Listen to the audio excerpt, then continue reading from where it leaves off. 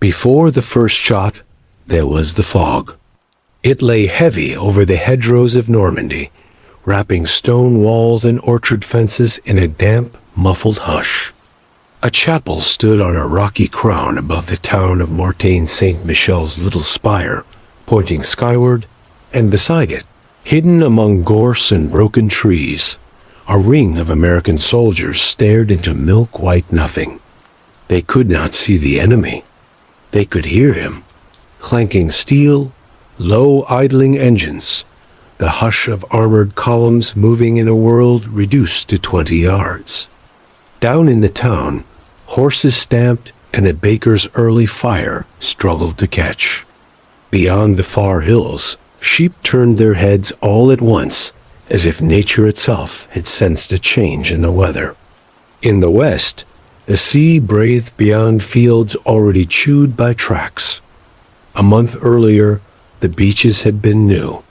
Now the war had moved inland, into country that forced men to fight without seeing. On that ridge hill 314, the map named it, there was a radio that wouldn't go quiet. It squawked and hissed, and then cleared in bursts, delivering orders that only made sense because the men already understood what would happen next. Keep talking. Keep listening. Keep the line open. A forward observer checked his watch and laid his hand on a phone that connected him to a heartbeat miles away. Artillery batteries waiting for his word. A medic sorted dressings by feel. An assistant gunner fed another belt and listened for the slowing that would mean a barrel had grown hot enough to need changing. The men had dug in a few hours before, shovels biting at flinty ground, and now they leaned into their own shallow earth and tried not to think about everything beyond it. What comes next is not an epic that ends with a surrender signed in a grand room, nor a chapter school children memorize by heart. There are no parades for what happened here, no monuments that can compete with cathedrals and boulevards. It is a battle tucked behind better-known names, half lost in the shadows of D-Day and the triumph in a great city 1 week later. Yet if you trace the map lines and the supply roads, if you follow the logic of armies and the thin threads of chance, you end up at this fog, at this ridge, at a handful of men who, by refusing to give ground, saved a city they could not see. They had come under a battered blue sky only days before, part of the American 30th Infantry Division, Old Hickory, a unit whose insignia still carried the shape of a letter H in memory of a president from another century. They had fought their way through hedgerows, and then, after a sudden storm of steel and smoke that helped shatter a front, they had been told to hold here. The order sounded simple. Guard the doorway through which American armor and trucks were flowing south and east in a river of dust. The truth of it was anything but simple. Because in the east, men were arguing about maps and honor. In a place with marble floors and telephones, a leader who had run out of time insisted his armies wrest it back from the men who had just taken it. He demanded a counterattacking arrow to the sea, a strike not just bold but desperate, one that would slam the door on the Americans, sever the new lifeline at Avranches, and drown the momentum that had only begun to gather. It was a plan that promised a moment of relief at the price of catastrophe later. It was a command delivered into a situation that was already unraveling. It would send the best of what remained steel and fuel and cruise into a narrowing corridor in daylight, toward a ridge topped by a chapel and men with radios. On Hill 314, the fog began to thin. One man cupped his hands to make a tube and peered through like a sailor, not because it truly helped, but because doing something beat waiting. Another rolled a small prayer between his teeth without thinking about words. The forward observer checked the angles again and recalculated what would happen if he walked a line of shells down exactly the slope beneath him. Behind the thin skyline of brush, someone whispered, "Listen." At first, German shells found the far side of town. Mortain answered back with the sounds that towns make when they are surprised awake. A dog that barked until it forgot why. A window that came apart like a handful of ice in a basin. Then closer, and at once the sharper cracks of guns, the snap of bullets passing, the ping of metal as a spatter hit the lip of a foxhole. The men on the hill were now exactly where history tends to get quiet, in a place that matters to the balance of a campaign, but not to the stories we like to tell later. And yet the line ran through them. If their hill held, a flow of fuel and food and ammunition would keep running, and the new road east, the road to a capital city under occupation, would stay open. If the hill failed, that same road would become a trap, a ribbon pulled tight. What would it mean to save a city without ever setting foot in it? It would look like this: a radio voice steady under fire, artillery arriving like sudden weather, airplanes dropping through a ceiling when the fog finally gives, a line on a map refusing to bend where a stronger hand had expected it to. It would look like a forgotten battle in a week when almost everything else seemed more dramatic. It would look like a handful of men deciding, in the face of tanks they could hear without seeing, that they were not going anywhere. In the beginning, there was only the fog, and inside it, a choice. Hold and trust that elsewhere, on other maps and other radios, men were making the right answers to the same questions. Hold and make the enemy spend the one thing he could not replace: time. Hold, and by doing so, keep Paris alive. The hill didn't know about Paris. The men did not know, in full, what their hours would buy. But around them, the fog lifted in shreds, and the battle came up the slope with engines and boots, and the story began to write itself in smoke. To understand why armor came into the fog at Mortain, you have to step back a week and look at a countryside that had nearly exhausted everyone's ideas. Normandy in July was bocage, hedgerows thick as walls, every field a room, every lane a narrow tunnel of green where men could die 10 steps after turning a corner. Gains were measured in orchards and ditches. The map moved in inches. All the while, the enemy dug, counterattacked, and dug again, making every small hill feel like a fortress. Then came a storm whose only beauty was its usefulness.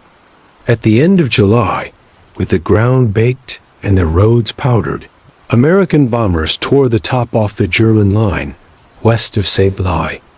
It was not neat. Bombs fell short. Friendly units absorbed shrapnel they should not have seen. Dust and smoke climbed into a sky already hazed by heat. But when the dust settled, the line had fractures in it, big enough for tanks. Operation Cobra, the breakout, was not a single door flung wide. It was wood splintered in 100 places, and then kicked open by momentum. Through that opening came columns that had been idle for weeks. Tanks rattled past hedges they would never see again. Engineers threw bridges across shallow rivers and moved on before the last footsteps crossed. The Americans spilled through Avranches, the narrow mouth where the Cotentin Peninsula's constricted roads widen into open country. It was a choke point. It was also a promise. South of Avranches lay Brittany and its ports. East lay the backbone roads to the Seine. If the Allies could keep this passage secure, the war in the West would change shape overnight. If they lost it, they would have a spear thrust between ribs and into a lung. In the East, the German command stared at a map that documented bad news. The armor reserves were thin. The air overhead was no longer theirs. Fuel was a question you answered in days, not weeks. Officers who understood the mathematics of the situation murmured one answer: pull back to the same, shorten line, preserve what could be preserved. But the logic of politics trumped the logic of war. Where cautious men with long memories said, delay, a single voice said, attack. The order that came down was called Luttich. It took its name from a place once attacked in another war, as if titles could import fortune. It called for armored division survivors of earlier disasters, patched back together, to pivot west, form up south of WWII and at Mortain, and smash their way toward Avranches. One arrow, one goal: close the mouth of the Allied advance, reach the coast, cut the breakout away from its lifeline, and let it wither. It was ambitious to the point of fantasy. It was also precisely the sort of command that could not be refused in the structure of the regime giving it. There is a piece of this story that belongs to radio waves and rooms without windows. In a manor house in the English countryside and in other quiet places, British and American teams listened to the enemy's secrets. The codebreakers had worked so hard they could now read, with a delay, the mind of the adversary. When the enemy began to whisper about an armored strike at Mortain, those whispers rode telephone lines to the men who would be on the receiving end. Days before the first tanks shifted their tracks, American generals knew enough to adjust. The 30th Infantry Division was told to take the high ground around Mortain and to hold again if the first order proved insufficient. The 30th had its own history. It was built around National Guard regiments drawn once from the Carolinas, Tennessee, and Georgia, molded by a war into something blunt and effective. It did not make headlines. It made foxholes and kept them. The division carried 3 infantry regiments, the 117th, 119th, and 120th, each with their own battalion-sized hearts. When they moved into Mortain, they saw a town scarred by the last 6 weeks and fields bitten by tracks left and right. Above it, the rocky cap with its chapel offered a view that on a clear day could reach all the way to the sea, and some said, to the far silhouette of Mont Saint-Michel. It looked like a place that belonged to someone's grandparents, not to a war. That made it perfect for a war. In the hedgerows around Mortain, German scouts crept up to fences and peered through thorn and leaf. At night, they reached into the dark and cut wire by memory. In barns, crews slept under tarps that smelled like fuel. In the town, a handful of civilians moved down familiar streets with the slowed care of people who know that daylight draws attention. From time to time, a young Frenchman slipped away to carry a name or a number to an Allied patrol. From time to time, he was caught. War, when it comes to towns, brings with it 1,000 choices, and every one of them implies a cost. On paper, Luttich committed some of the best to a bad idea. Columns from the 1st SS Panzer Division and the 2nd SS Panzer, division names that had already collected their share of dark fame, plus the 2nd Panzer Division and the 116th Panzer Division, with other units stiffening their flanks. In reality, the units were tired, short of fuel, and missing friends, but they were still dangerous. On the morning the orders took effect, they would exploit the weather, use the fog to soften the eyes of the enemy, and ram west. The juxtaposition is easy to miss because of the way we tell war. We talk about airborne drops and amphibious landings and the raising of flags. We talk about surrender papers on tables. We talk about the liberation of Paris and forget the small towns that had to be defended along the way. A staff officer, days later, would draw arrows on a map and say, "There, that is where the counterattack drowned." The arrow would point to Mortain. The drowning happened because a handful of battalions did the simple thing of not moving when pushed. On the last quiet evening before the attack, a squad on Hill 314 shared the sort of meal soldiers have always recognized: cold, quick, eaten crouching. A man told someone else about a letter he would write when it was over. Another made a joke about the chapel, as if saying something irreverent could buy a favor from the saints. In another field, a German driver slept with a wrench under his arm like a child with a toy. He would wake before dawn to a canal of fog, and the sound of his commander's brief orders clipped short. History was about to throw these men at each other in a place that had never asked for any of them. When the last daylight went, the radios clicked to life with final checks. Artillerymen miles back from the line thumbed the brass nose caps of shells and understood that the patterns drawn on their firing charts were not abstract. Farther back, pilots asleep on cots in tents would be shaken awake when the fog lifted. They did not yet know that the morning would belong first to tanks, and then, if the weather allowed, to wings. If you have never walked a battlefield before it becomes one, it is easy to think that war arrives like a storm. It arrives like work. It arrives like orders spoken quietly in a room, notes made in pencil, a finger run along a map, and finally the creak of boot leather and the cough of a cold engine in a field still holding the night. Down in Paris, unarmed men and women made plans whispered behind closed doors and called them dreams. They were thinking in days, asking when. They could not know that the answer to their question would be decided for them this week, not by their own courage alone, nor by the generals beyond the Seine, but by what a small division would do under fog in a Norman town no one had told them about. The first panzers were already moving. It began with a white world cut by fire.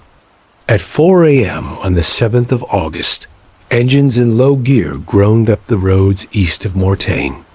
Tank commanders craned their heads above hatches and saw only cotton-thick air. Infantrymen stepped in it and came away with wet sleeves.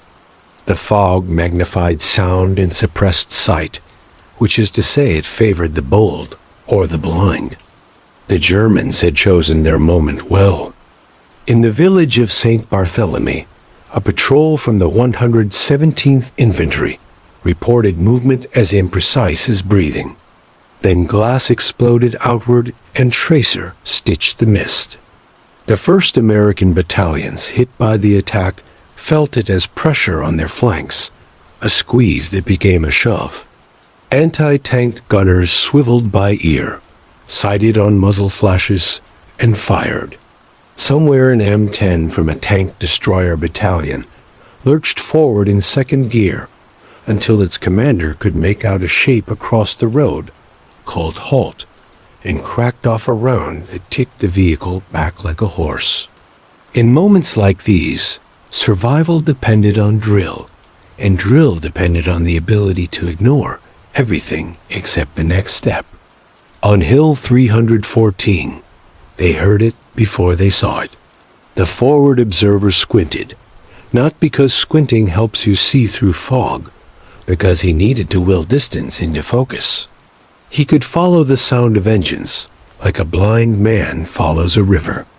When the first gray lumps became the sharp-edged silhouettes of tanks and half-tracks, he did the unglamorous geometry of his trade.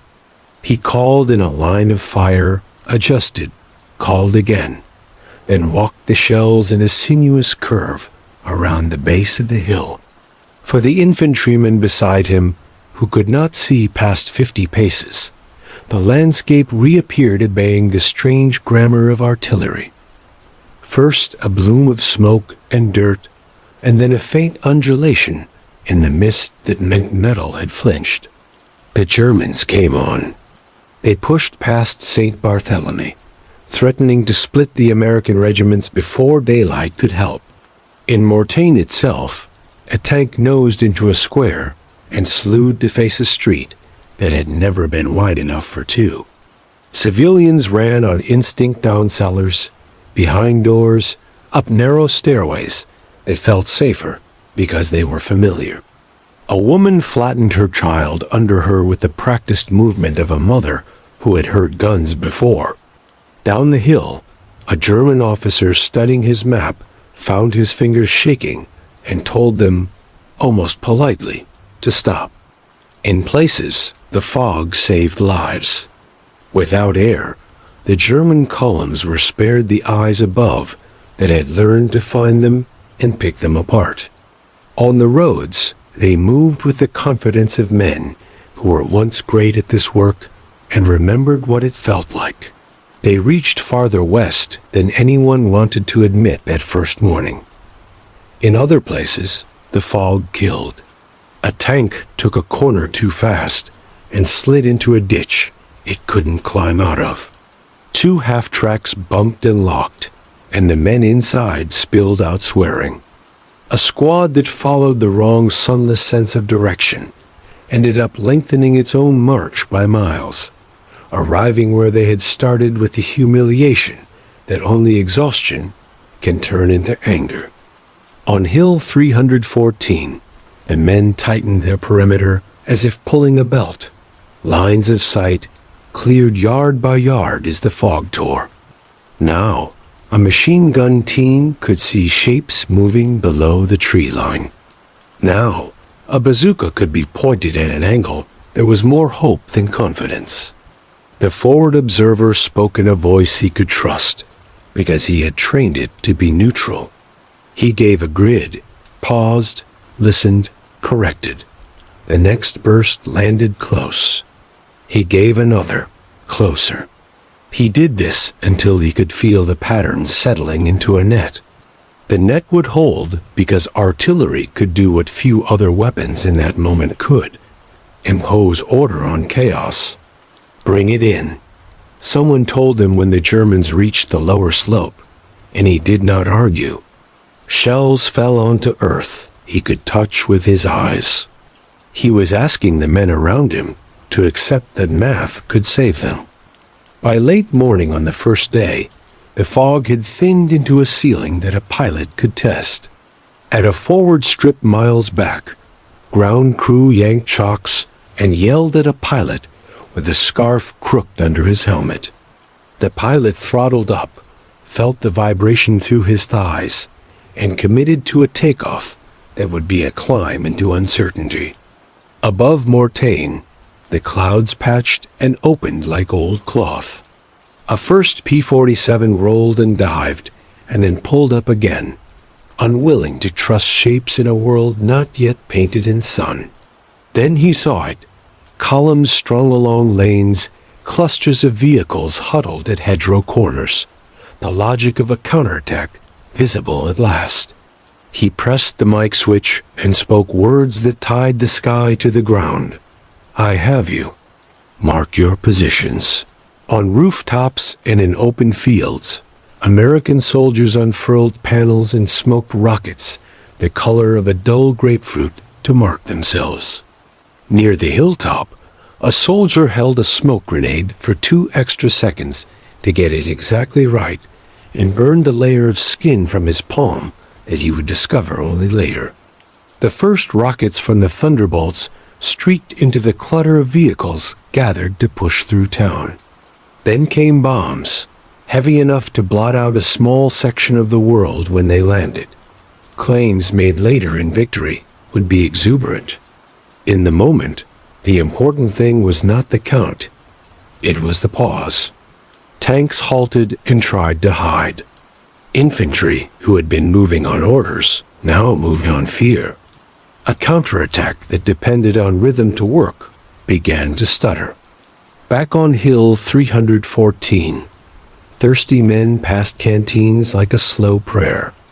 They licked condensation from the metal of their rifles and wondered if it would help. The medic pulled men down into shallow rectangles of dirt to do what he could, and then what he had to, with what he had left in his bag. When the radio batteries dipped, someone turned off everything not essential and trusted that someone else was saving power for the moment, when nothing else but a voice would keep them from being alone. At one point, the forward observer called for a fire mission, so tight that the shells scoured the slope just below their own line. The German infantry recoiled under the whip of fragments that felt more personal than any bullet. "Closer," he said, and the artilleryman in a field miles away obeyed, because that is what professionalism sounds like. Down at St. Barthélemy, positions that had held for hours found themselves suddenly under the eyes of tanks whose gunners now had good light. The fight devolved into the intimacy of hedgerow warmen, hearing one another breathe through leaf and thorn. Grenades tossed overhand, as if settling arguments over a fence. An American platoon melted and reformed twice in a day, the sergeant grabbing shoulders and faces and saying words no one would remember later. A German squad, pressed to the mud by a barrage, watched their leader lift his head to check, and then watched him die without theater, as quickly as two lines canceling each other in arithmetic. Air power returned in pulses, tied to the sky's patience. The pilots learned to circle and wait. A cab ranked overhead, ready to peel off on call. The men on the ground learned to talk to them with a shorthand of smoke and angles. The P-47s, built like anvils with wings, took flak and came back not to heroic music, but to ground crews who sighed, patched, rearmed, and shoved them out again. On the roads, the counterattack's spine began to ache. A burning vehicle in a hedgerow lane turns the lane into a canal of heat. You cannot drive through it. You back out, or you wait and hope the fire goes out. That time is measured in lives on a hill, absolutely unwilling to shorten the measure. As night came on the first day, the German arrow had punched forward and then splayed. Units that had been meant to take a ridge and turn left or right in a neat dance were stuck, pivoting slowly into an unplanned position, like a drawer you would not admit was jammed. On the American side, fragmentation turned into a kind of stubborn order. The 30th Division's regiments, ripped apart in places, caught hold again, guided by radio and by the simplest instruction shared from one pair of hands to another: hold until help touches you. The next morning, the Germans tried again, as men who have no other plan must. They felt for gaps, sent reconnaissance forward to sniff, and then drew back before the knife bit too hard. In the town, civilians surfaced and then submerged again at the sound of a track clanking too close.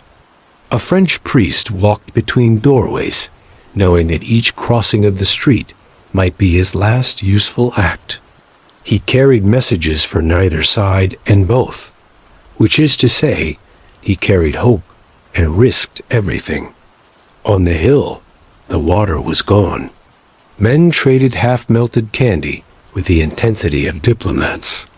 Tricks that belonged to survival came back from somewhere old. Rub a pebble on your tongue to make your mouth water. Catch morning damp on a piece of cloth and suck it dry. The forward observer, whose name the official documents will preserve in a row of letters, but whose voice is the point here, called for concentrations that would become the taste of this fight in German mouths. A sudden, thick, unanimous judgment from guns they could not reach. At one point, with enemy infantry in cover on the slope, he walked the fire so close that fragments rattled into the Americans' own positions. They ducked, cursed him, and were saved by him, an intimacy between strangers that is as strange as war. What became of the great counterattack in those hours is simple to state and complex to feel. It did not break through to Avranches. It did not sever the passage south. It did not force Patton to turn back toward his own supply line and undo what had been done. It did something else instead, something more like a slow fracture spreading from a hairline crack. It weakened the strongest part of the German force and anchored it in place for a trap already forming to the east. That trap would have a name soon, Falaise. For now, on the third day, it was just a sense in German command tents that the promise of the first morning was slipping away faster than the maps could admit. The battle at Mortain did not end with a shout. It tapered off and surged, wreathed in and out like the men in the hedges. By the third day, the pattern had settled into a cool normal. German attempts to push west grew shorter and less confident. American reinforcements arrived in trickles, and then in small floods companies run forward, battalions strung out along roads that had only just become passable again. Somewhere behind the American line, staff officers with spare sleep remade their maps, moving symbols with pencils that shook slightly from too much coffee. On Hill 314, the ring tightened. Men who had arrived with a battalion looked around and saw a company, and then something smaller than that. They counted their friends back to a number that made sense of a song later, but not yet. The relief that had to come would not be one dramatic wave cresting over the slope. It would be 100 acts of effort knitting their perimeter back into the cloth of the division. At night, men could hear German voices in low argument, could smell tobacco not their own, could feel the odd unease of being so close to an enemy that old words like front and rear no longer applied. The mechanics of survival became their own story. Ammunition was counted in a language of touches. 3 magazines, 1 belt. Half a box of grenades. Water was a fiction you believed in to make your body obey. The medic did quiet math, pairing wounds with what he had left, bribing hope where needed, triaging what could not be cured. When a man cried out suddenly in a tone that could not be mistaken for anything but pain, someone reached over and clamped a hand across his mouth, not out of cruelty, but mercy, the kind that spares a friend from drawing fire with sound. On the roads leading into Mortain, much of the German armor that hadn't been hit from the air in those strange pulses now fell under an increasingly confident regimen of ambush and artillery. American gun crews had found their rhythm. Battery commanders tied together fire plans so intricate that if you had filmed them and played them back at speed, you would have thought you were watching a choreographed dance. Time on target missions shells computed to arrive simultaneously from different guns, so that the enemy couldn't adjust between impacts slammed into crossroads and lanes the attackers had to use. There is a particular discouragement that finds a soldier when he realizes the earth is trying to kill him evenly from all directions. It is a tiredness deeper than fatigue, because it tastes like futility. Allied aircraft returned with more confidence and a more accurate sense of their own effect. In the mess tents that would come later, pilots would trace the columns of smoke they had left behind with forks in the air and make claims that made good stories. Historians would walk the lanes after and count hulls and say the truth was more complicated.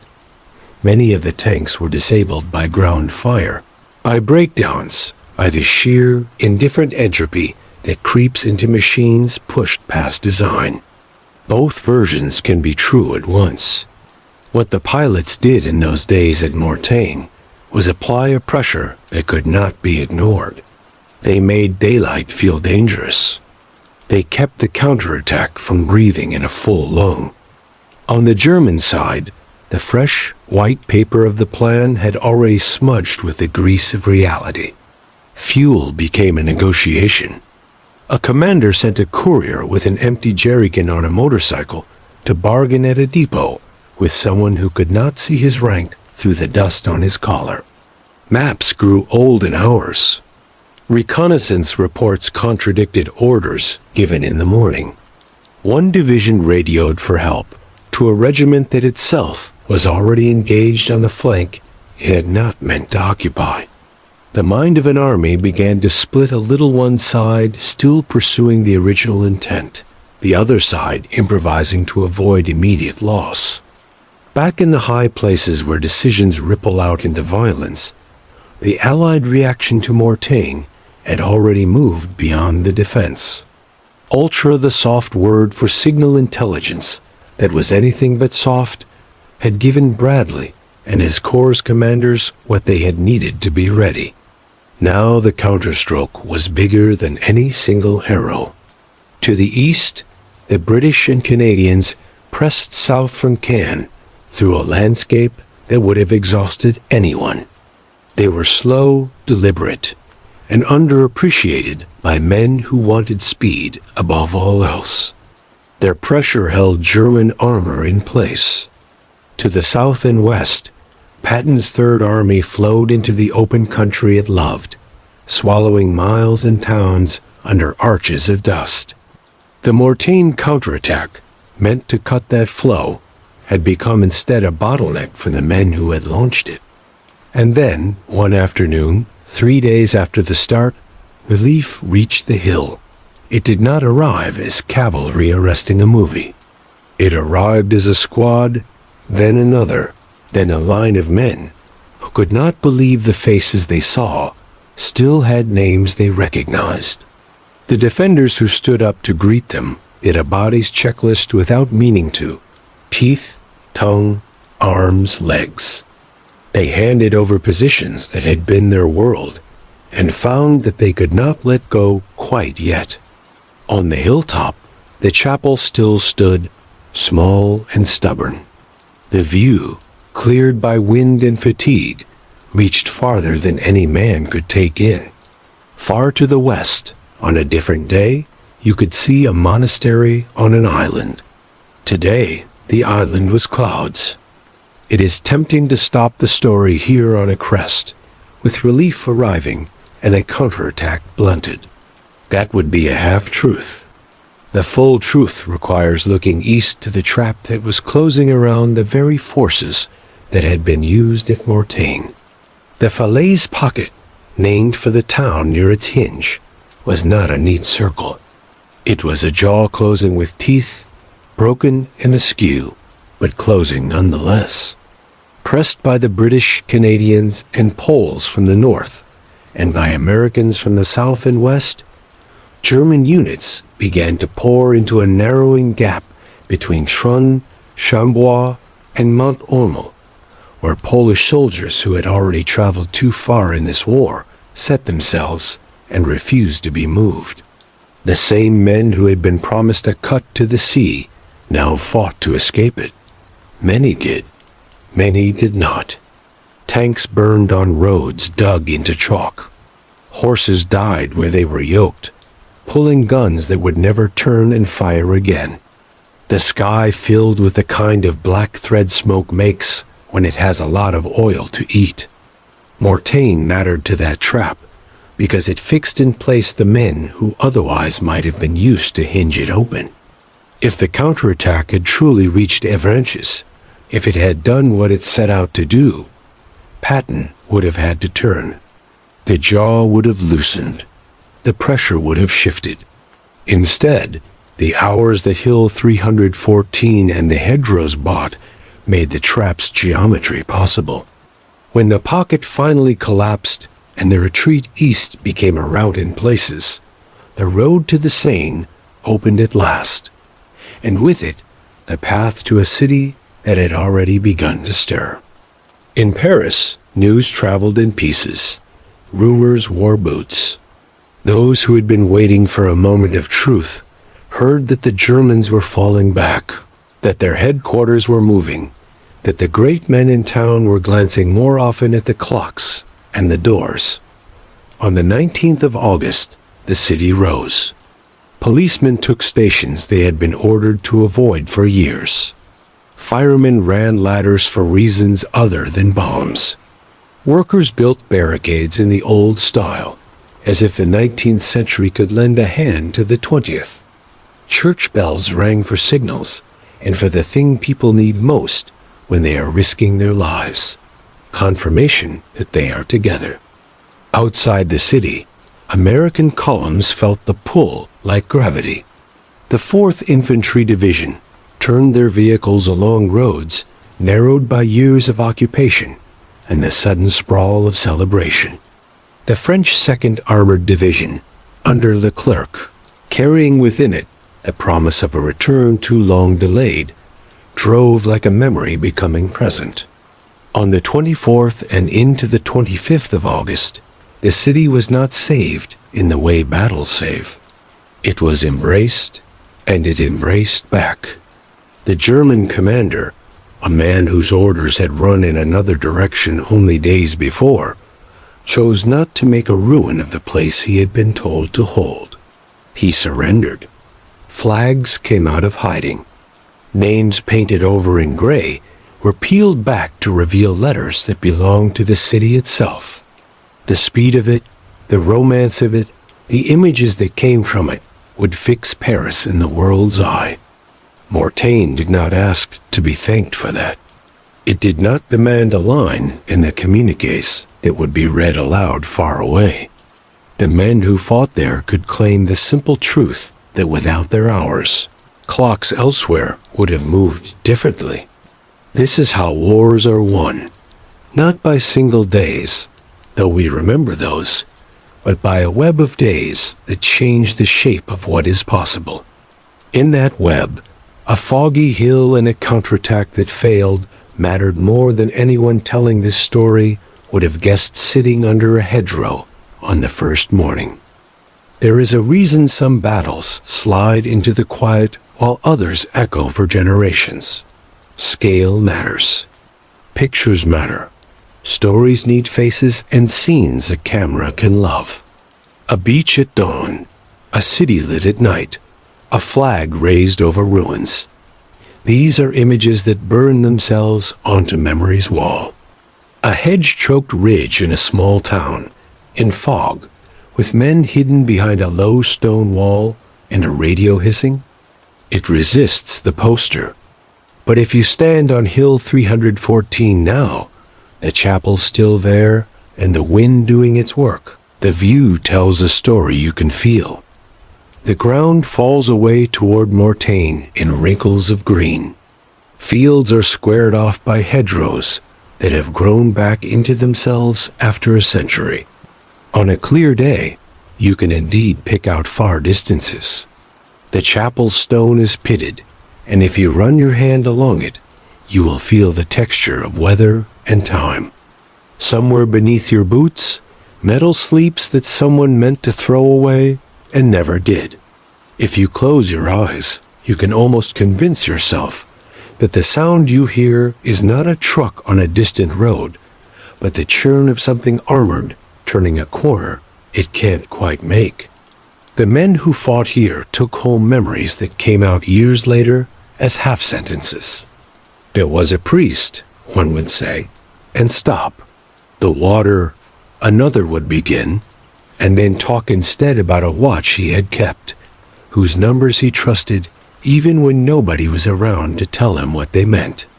A pilot would say, "We came in low," and then shrug, not out of false modesty, but because he knew that the truth of what he did could only be fully understood by the men who had thrown smoke grenades on the ground to say, "Don't shoot here." In the way of soldiers, they had a sense that bragging shrinks the thing you are trying to honor. They left it large. On the other side of the line, German veterans remembered Mortain as a word that tasted like metal. They recalled the fog and the way it had promised them a day they did not get. They remembered the feel of the world changing under their feet. The tilt that comes when you realize your army is no longer the instrument you learned to believe it was. Those who survived Falaise and made it to the Seine did so carrying the weight of having been used up by a command that still spoke in a tone of certainty while the ground under it softened into mud. We call Mortain forgotten because we prefer the simplicity of cause and effect you can study in a photograph. It is harder to narrate influence. Yet the map invites you to trace a clean line from the stand at Hill 314, through days of stubbornness and professional violence, to a pocket that closed farther east, and then to a city that chose to rise because it had a right to. The liberation of Paris was not guaranteed by any single day. It was made possible by 1,000 choices that men made in corners and crossroads, and on a particular ridge. There is something else in a battle like this that matters now. We imagine courage as movement forward. Mortain reminds us of another kind, the courage to stop, to hold not just ground but time, to absorb punishment in order to spend minutes so that someone else can spend miles later. That courage is quieter, and it is harder, because its reward is often that someone else's story is told louder. It is the lieutenant who says closer to an artillery battery and waits for the air to change. It is the radio operator who puts a hand on his machine as if it were a living thing and asks it to be strong one more hour. It is the infantryman who, parched and down to a few cartridges, looks at the field in front of him and decides it is his until someone says otherwise. The presence of civilians in this narrative, too, should not be an afterthought. Mortain was a town before it was a battlefield, and became a town again after the uniforms moved on. The price that civilians pay in our stories is high, and we mention it so quickly it can sound like a footnote. Cellars, shattered glass, the courage to do ordinary things under extraordinary risk. But the forgotten battle also saved more than a city's buildings. It saved the people waiting in those buildings, the ones who hoped not to have to watch their streets become a ruin. When Paris erupted in joy, when the metro stairways filled, and men danced on tanks, and women climbed on lampposts to wave and laugh and cry, part of that joy had been purchased by men who would never see the city they had saved, and by towns that had never asked to be part of the bargain. If there is a call to action nested inside history, it is not to worship war, but to pay attention. Walk the small places. Read the narrow pages. Attend to the chapters that do not come with dramatic photographs. A campaign is not a straight line. It is a web of tension and release. It is patience and error and luck. It is a priest crossing a street under fire because someone needs him. It is a mechanic sliding under a wing with a wrench because someone will depend on that wing holding. It is a pilot who knows the difference between a panel unfurled by friends and a trap set by an enemy. It is a lieutenant at a map table choosing where to send his men. It is a young Frenchwoman carrying news hidden in bread. It is a sergeant on a hill looking toward a fog you cannot see into and deciding to stay anyway. After the war, the 30th Infantry Division went home. It folded into peacetime with the speed of grass reclaiming a trench. Men of the division became husbands and fathers and mechanics and salesmen and teachers. Some kept their uniforms in boxes. Some lost them to time. On anniversaries, a few found their way back to Mortain. They climbed the ridge a little more slowly and put their hands on the chapel's stone and looked out the way they had looked out once with different eyes. They thought about those who had not made the trip. They told stories that ended before the listener expected, because the ending had happened on the ridge already. And in Paris, People lived under a peace that was imperfect and better than what had come before. Children grew up hearing about the liberation as if it had happened to everyone at once. The truth is more generous. It happened in pieces, to hilltops and hedgerows, and to 1,000 streets in 100 towns, and then, finally, to the city that had given the country its idea of itself. The memory we keep ought to be generous in return. Remember the flags and the smiles, yes. But remember the fog, the hill, the radio, the patient hands on the battery switch, the voice that said, "Closer," the choice not to move. The forgotten battle that saved Paris is only forgotten if we let it be. It waits in the ground, in the documents that sit quietly in archives, in the photographs where you cannot see very much because the fog was thick and the camera's lens was honest. It waits in the stories that veterans told in kitchens and workshops and garages. It waits on a ridge above Mortain, where a chapel stands, and the wind remembers what men did for hours so that later thousands could cheer for days. The call is simple. Pay attention to the quiet parts. They save cities. They always have.